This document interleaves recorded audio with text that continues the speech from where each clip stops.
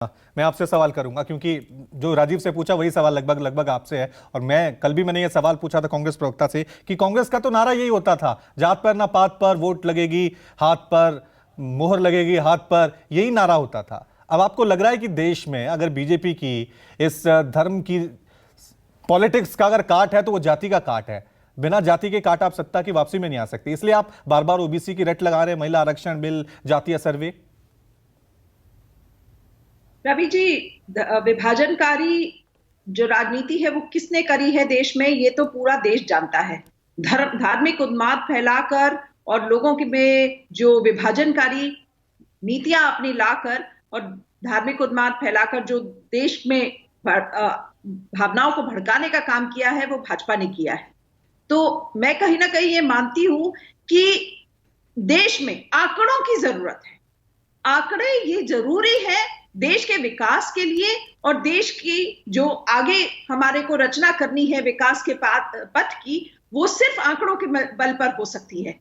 अगर हमें ये पता ही नहीं होगा कि हमारे देश में कौन से लोग कितने हैं, तो उसके आगे के रास्ता कैसे बनेगा। तो मेरी ये बात, जो कांग्रेस का ये सोच है कि इस समय देश की सबसे बड़ी जरूरत ये है कि पता चले, देश में एक आंकड़े आए, देश में सेंसस हो जिसमें जातीय जनगणना के हिसाब से पता चले कि पिछड़ी जाति के लोग कितने हैं। अब इसमें सामाजिक न्याय की बात जो आपने, राजीव जी ने भी कही, आपने भी कही, सामाजिक न्याय इस तरीके से दिखता है, स्पष्ट है देश के सामने कि जब 90 सेक्रेटरीज में से 3 सेक्रेटरी ओबीसी के हैं, ये दिखाता है कि तो देश के चलाने वाले लोगों में कितनी भागीदारी ओबीसी समाज की है, ये दिखता है।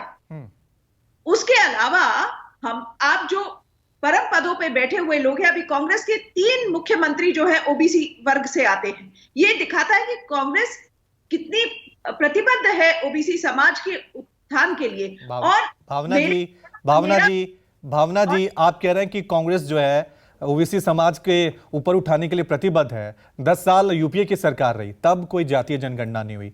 10 साल लगभग आप सत्ता को बाहर होते हुए रह गए। उससे पहले कई राज्यों में आपकी सरकारें रही, तब आपको जातीय जनगणना की याद नहीं आई।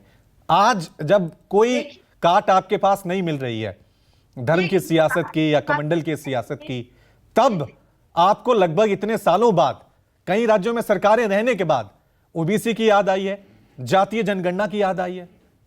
ये काट की बात नहीं है रवि जी, ये जरूरत है देश की, आज के भारत की ये जरूरत है कि नहीं, जब यूपीए की सरकार थी तब जरूरत नहीं थी।